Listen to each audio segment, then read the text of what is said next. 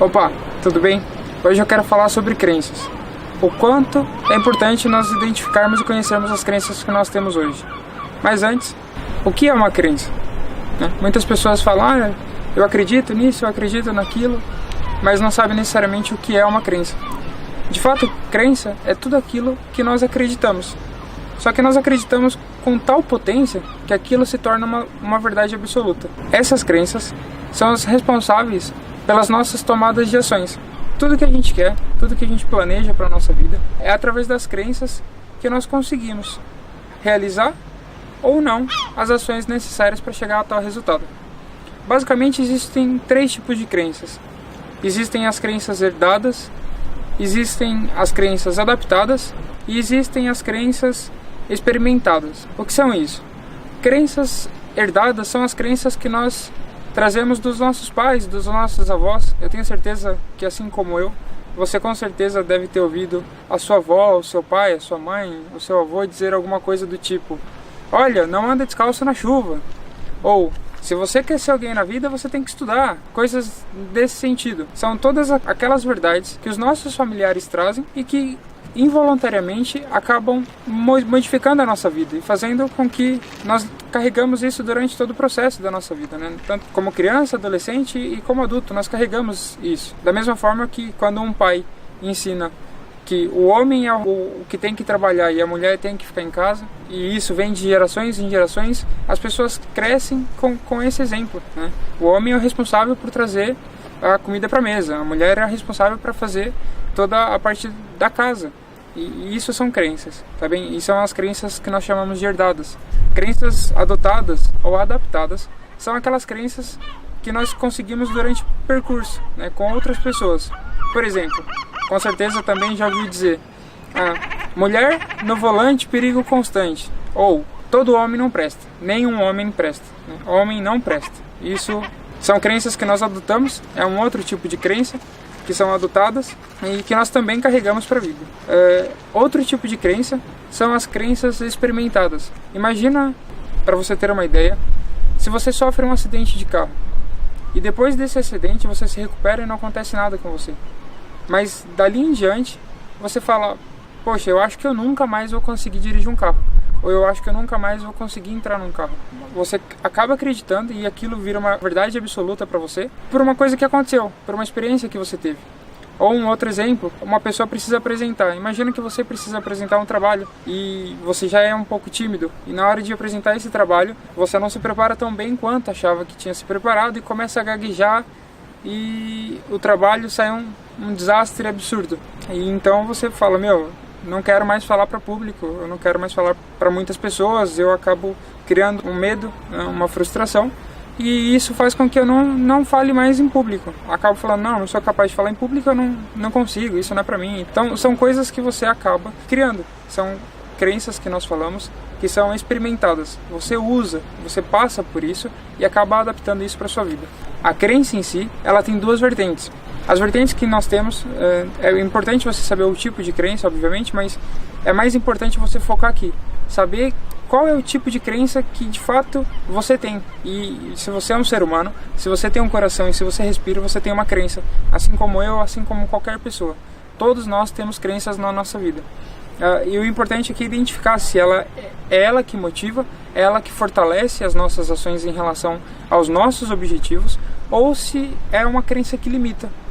E existem esses 2 tipos, essas 2 vertentes para a crença: a que motiva, a que fortalece e a que limita.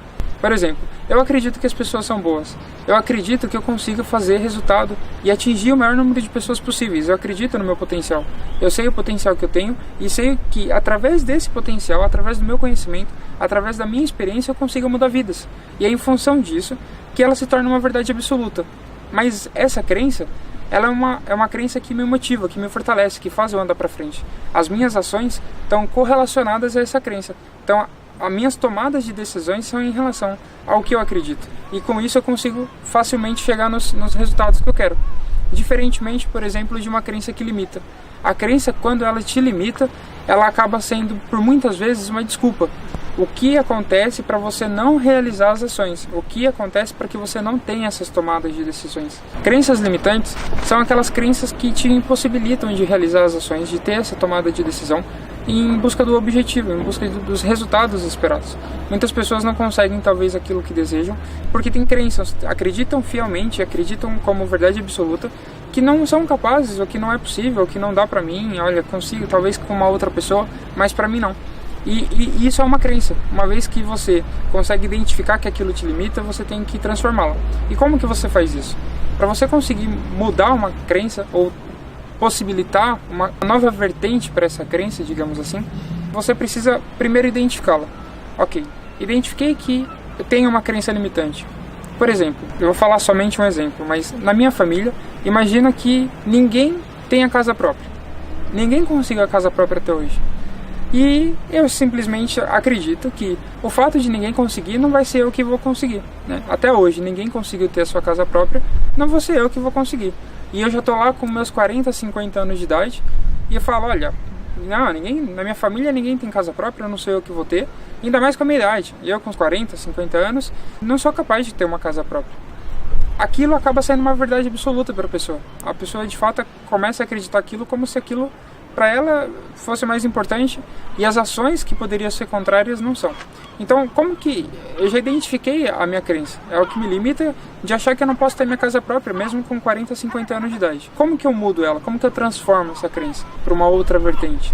Não é tão simples, mas é possível. Imagina, uma vez que identifiquei, eu preciso começar a me perguntar o que eu ganho acreditando naquilo. Então, o que eu efetivamente ganho acreditando que essa crença, acreditando que eu não sou capaz de ter minha casa própria, porque minha família não teve e eu não sou capaz. E toda crença, por mais limitante que ela seja, ela vai te proporcionar algum ganho, mesmo que pequeno, mesmo que um ganho cômodo. Talvez o ganho que algumas pessoas poderiam dizer é: eu não consigo minha casa própria, acreditando nisso, olha, eu ganho que eu não preciso me preocupar em ir até o banco fazer um financiamento, ou eu não preciso me preocupar em ter que pesquisar uma casa e saber onde que eu vou morar, eu não preciso me preocupar com nada disso, são coisas que eu acabo ganhando, né? Enfim, a pessoa vai enumerar alguns ganhos. Depois que você identificar, e não são muitos, também vão acabar inevitavelmente não sendo muitos ganhos, mas depois de identificar os ganhos, a pergunta que você tem que se fazer é: quais são as expectativas negativas que eu vou ter se eu continuar acreditando que eu não posso ter minha casa? Vou dar o exemplo da casa para ficar mais fácil, tá bem? Então, quais as expectativas negativas? Poxa, eu acreditando que eu não sou capaz de ter minha casa, eu acreditando que eu não vou conseguir minha casa, o que eu espero daqui a 6 meses? Tendo esse pensamento, daqui a 1 ano, daqui a 2 anos, daqui a 5 anos, como é que vai ser minhas expectativas de forma negativa? Eu vou acumular muitas coisas, eu posso ficar frustrado, eu posso ficar chateado, eu posso falar, poxa, todo mundo é capaz e menos eu não sou capaz de realizar tal coisa, eu não consigo, não dá, não é pra mim, e enfim, as expectativas não são de fato boas. Quando nós falamos propriamente das expectativas, você tem que saber geri-las, isso, porque vai acabar sendo um choque e você vai começar a entender como funciona isso.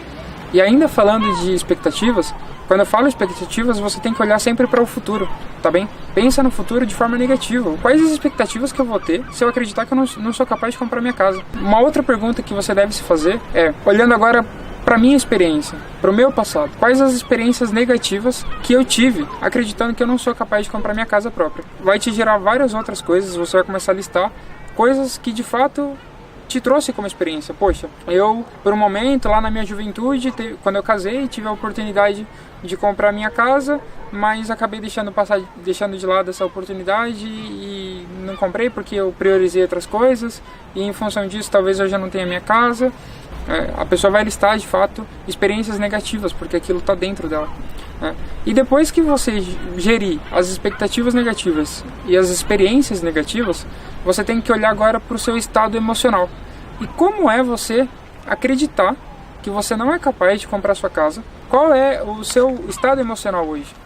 Poxa, você já viu que para frente a expectativa está ruim, as experiências para trás estão ruins, e hoje? O que você sente, né? O emocional, como que tá afetado, como está abalado, e você vai listar isso também como algumas coisinhas que você vai falar, poxa, negativamente tá bem alto. E aí eu pergunto, uma das perguntas que eu faço e que as pessoas geralmente respondem nessa hora, ou elas dão gargalhada, ou às vezes elas acabam chorando, e é um choro mesmo porque aquilo está enraizado dentro dela, né? Vendo tudo isso, vendo todas essas coisas ruins, vale a pena você ainda acreditar? Vendo todas essas coisas negativas, vale a pena você acreditar que você não é capaz de conseguir a sua casa própria, como nesse exemplo, ou conseguir qualquer coisa na tua vida? Vale a pena que você continuar acreditando nisso? E às vezes a pessoa não sabe responder, às vezes ela, poxa, mas não é tão fácil, não, e de fato não é. Você pode pegar para uma outra dinâmica coisa. Você pode pegar e falar, poxa, legal, ok, então tá bom. Acreditando nisso, acreditando que você não é capaz de comprar sua casa, que valor fundamentalmente isso agrega para você? Qual é o valor que você adquire sabendo que você não pode comprar casa? E aí a pessoa vai parar e falar, poxa, valor, não tem valor nenhum, eu não consigo comprar minha casa, onde que eu consigo ver um valor nisso? Ok, você faz a mesma pergunta de uma forma positiva das expectativas. Vamos imaginar assim, você continua acreditando nisso, quais são as expectativas que você vai ter positivas daqui a 6 meses, daqui a 1 ano, daqui a 2, daqui a 5 anos, daqui a 10 anos? Quais as expectativas boas? O que vai ser de bom para você? Continuar acreditando que você não é capaz. E mais uma vez a pessoa vai listar 1, 2 ou quase nada aí. Você pergunta também de uma forma positiva quais as experiências que a pessoa tem. E as experiências lá atrás, quais as experiências positivas? Olha, eu não comprei minha casa porque eu não fui capaz. Eu acredito nisso, que eu não sou capaz de comprar minha casa. Quais as experiências que isso que vai te gerar, né? Que te trouxe? E também eu tenho certeza que vai listar coisinhas poucas ou quase nada. Depois disso você volta para o estado emocional.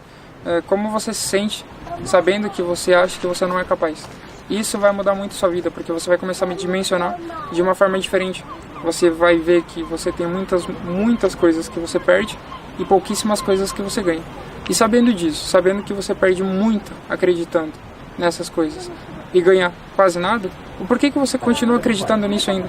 O que faz você acreditar nessa verdade absoluta?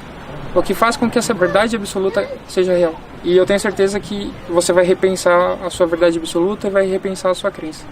E eu já digo muito facilmente, já digo logo de cara que toda crença ela é sustentada por uma outra crença. A partir do momento que você começar a enfraquecer essa crença, a partir do momento que você enfraquecer, a outra crença vai surgir, que é um outro valor que a gente acredita como verdade absoluta, e novamente nós reenquadramos isso e fazemos com que a coisa aconteça dessa forma. Depois de você identificar que ela é uma crença que limita, você tem que transformá-la. E como você faz isso?